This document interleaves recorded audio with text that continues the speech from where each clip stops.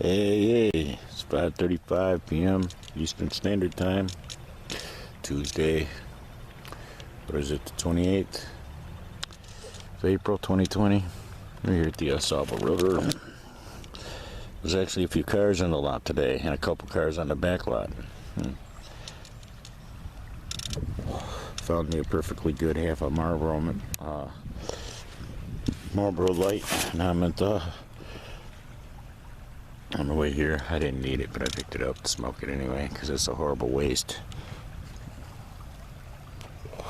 Anyway, fought to get out of bed today, and kept getting text messages all morning. It was my sister and the Zelle app trying to tell me that she sent me money, which y'all know the stuff I've just been talking about. Her being a Christian and helping me out, and then spending all morning texting me. It's like all day actually. It's like makes walking out the decision harder, you know. Makes it harder to solidify it, because well, it's like she's saying with her actions, you know, she's not like that. She's not, you know. It's like she's responsive to the move of the Spirit, and the move of the Spirit led her to look out for me this time. And I don't know, she sees all the stuff that's happening as, oh, it's a great new beginning, la la la, you know. She sees it from a whole different perspective than I do. And you know, it's really hard for me to even adjust to the idea, you know. And I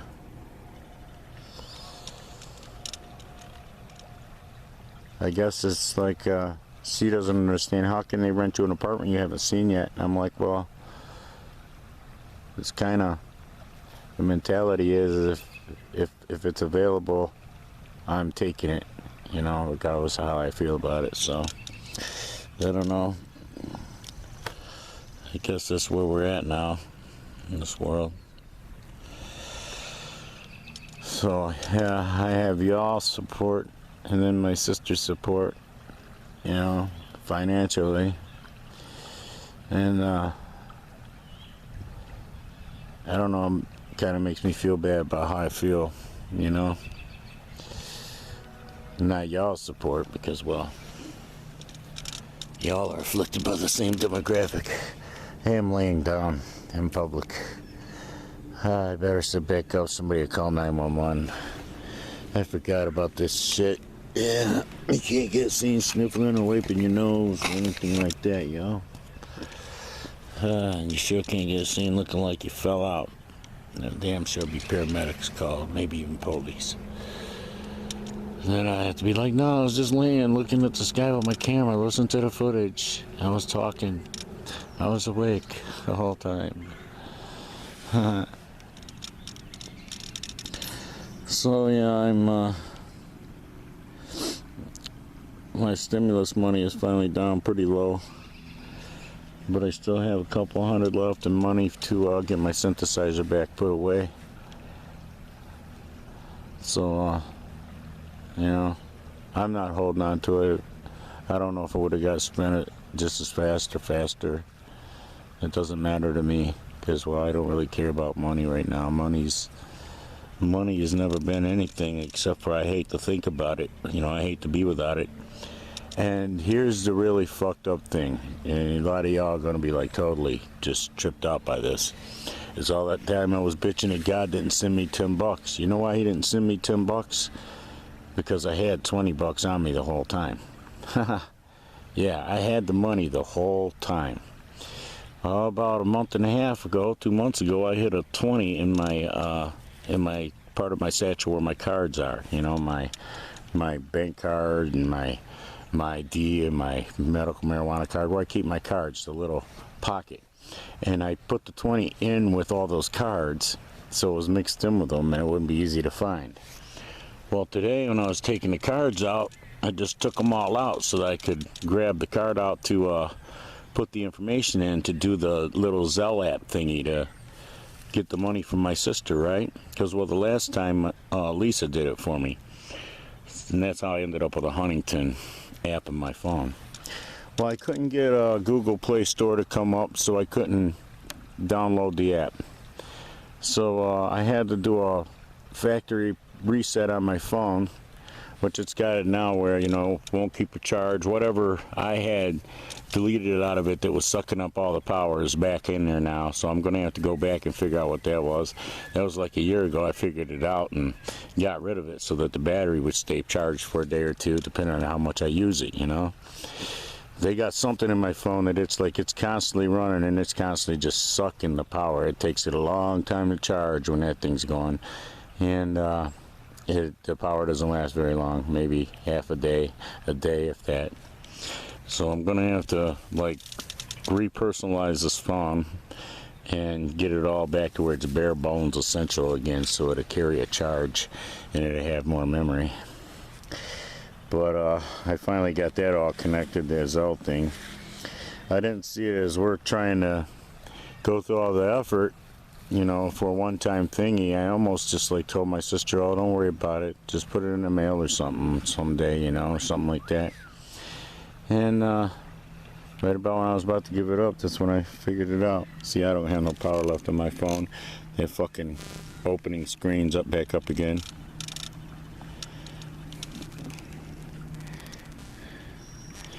Okay, I'm gonna text her back real quick. Well, you know, I'm really grateful to be back in contact with my little sister. And she actually seems like she cares. Because, well, you know, we used to be really close when we were younger. And it's like, it's been pretty lonely, you know, because I have siblings. I'm the oldest of 6, counting my half-brother Marky. And like Johnny, he's stuck down in a hole. He can't do shit. He can't even call me. He doesn't have long distance, so he can't even call me. So it's like, my sister being able to text me and being willing to is like, you know, actually being one of my family members, somebody I grew up with, you know, kind of almost adds credence to the argument within myself that I am dying, you know, and at least before I died, I got to have some form of family reunion, even if it was only with one person that I was alienated from for whatever reason, you see. So yeah, over there's a woman and her kid playing in the parks. I keep hoping that they don't make their way around the fence over here to pet the dog.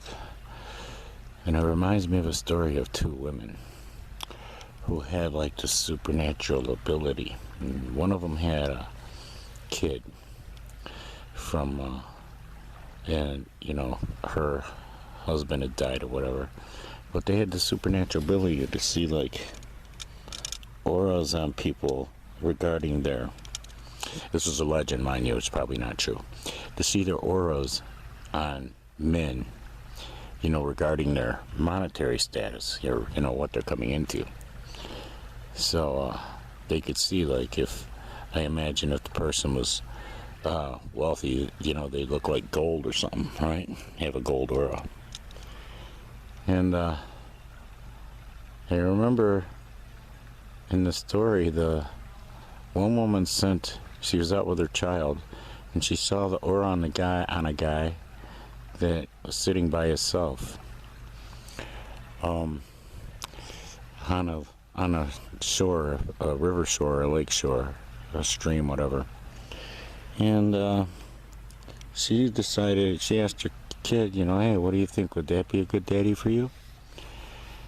And she looked at the guy, and the guy was actually a poverty-stricken dude.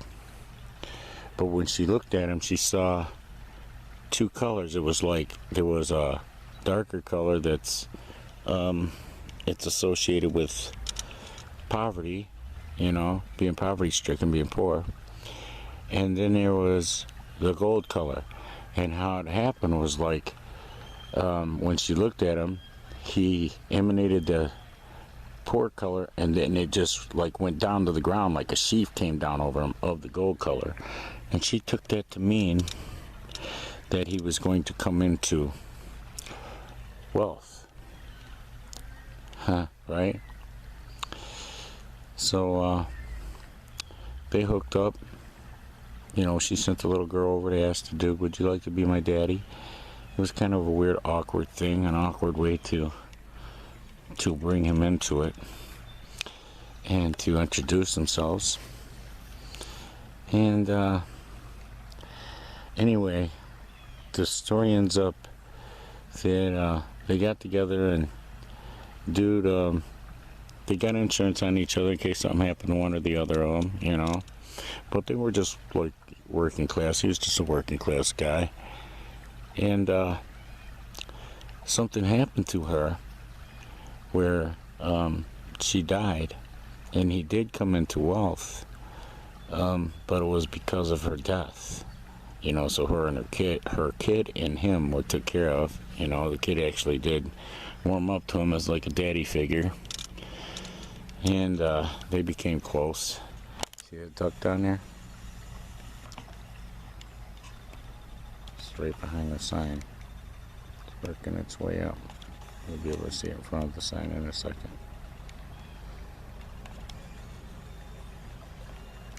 And there it went. Yeah. I thought that was an ironic story. I just thought of it in its entirety.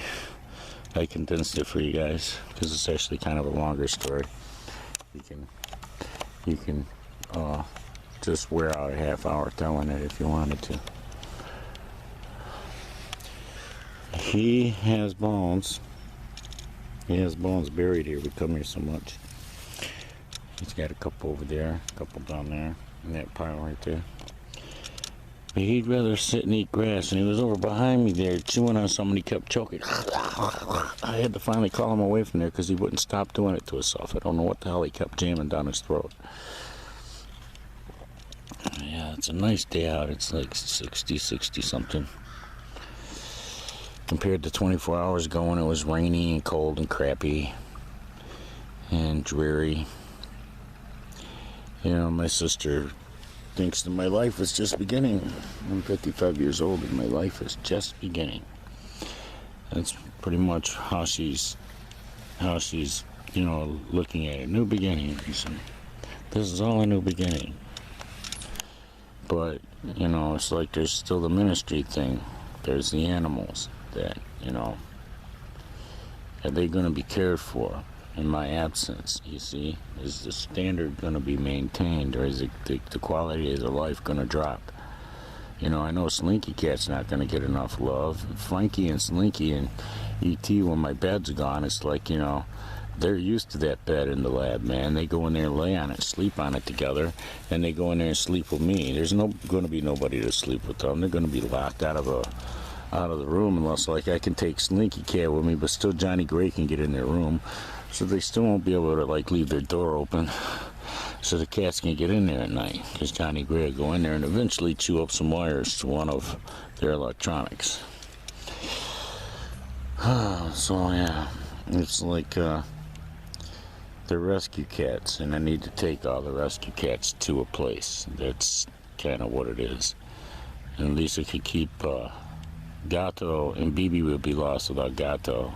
And he would be lost if he was left there by himself. So him and Mama Kitty and Bibi would be 3 good kitties to keep because they're trouble-free and they don't tear shit up. Gato's the most destructive of them all, and he's right in your face, so you can stop him. So they'd be 3 good cats for them to keep, and the rescue kitties, the problem kitties, I was hoping to find a way to take them. And then at least I have that.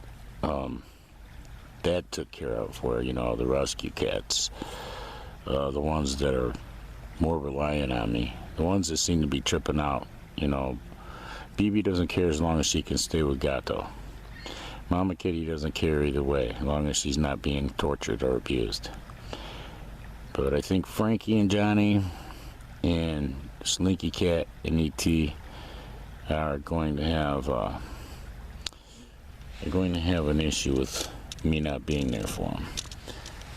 So I was hoping for something better than a goddamn apartment to work out. You know, I really was hoping God could work it out. But you know, I was counting on God to work some shit out, and I had that 20 on me the whole time, and I didn't need him to work it out. I could have worked it out myself if I just would have been more diligent about looking into my resources. See, I was looking for hidden weed. I should have been looking for hidden money. You know, I'm still not of the mind to look for hidden money, you know. So I was fucking making videos bitching when I could have not been bitching, because I could have just been medicated. See, that's how stupid I am. I've gotten dumb in my old age. I'm dangerously dumb now.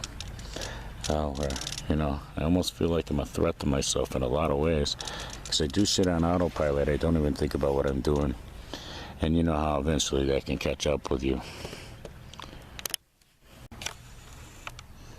Came down here, not down them steps, we came the long way. I actually walked them down the path a little ways. I saw that it comes up by a house. I don't know if it comes in their yard or not. We're down here, it's sitting down here, and I see that there's a duck right over there.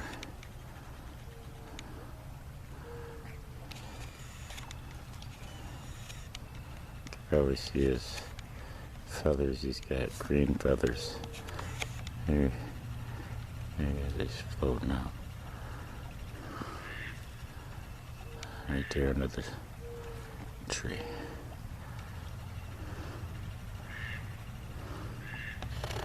Here's Quack.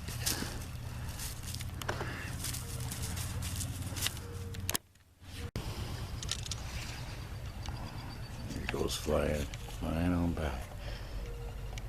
He just decided to fly. He likes laying on the leaves where there might be ticks. He loves that shit. And he loves chewing on sticks for some reason now. He's going to that thing where he's chewing on sticks.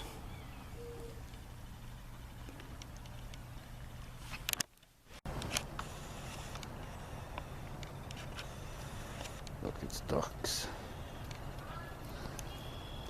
When we came down here, they all stopped for a second. Just sat there frozen, trying to look like decoys. Once they saw we're not going to do nothing, not coming in the water, they're like, okay, cool.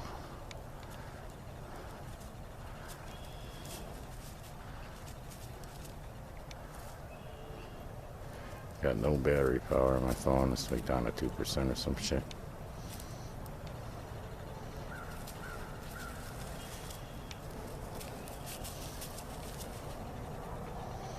Otherwise, I'd post this on Instagram.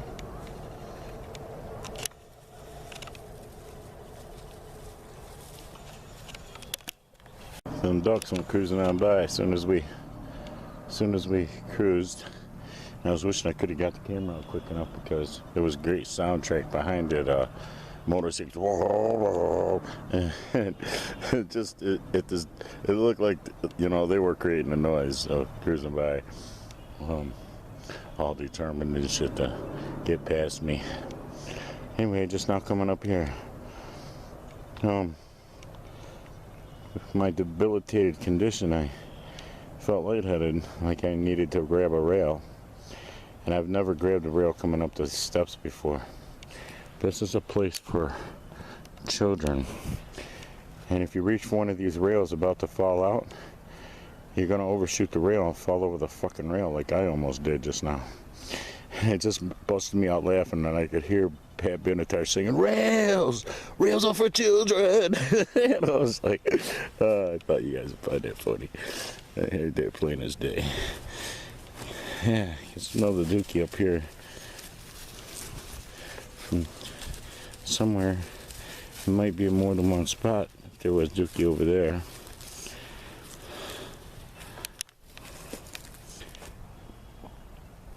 You're only going as far as that felled tree anyway, so you might as well come on back out of there. There's a bee with a red stripe down there. I've never seen a bee with a red stripe on it before. He went down in that hole. It's a pretty good sized bee, man. Like a bumblebee. It's a small bumblebee with a red stripe on it. Yeah. Can't believe it disappeared down that hole. And that he came out yet. That's some weird shit.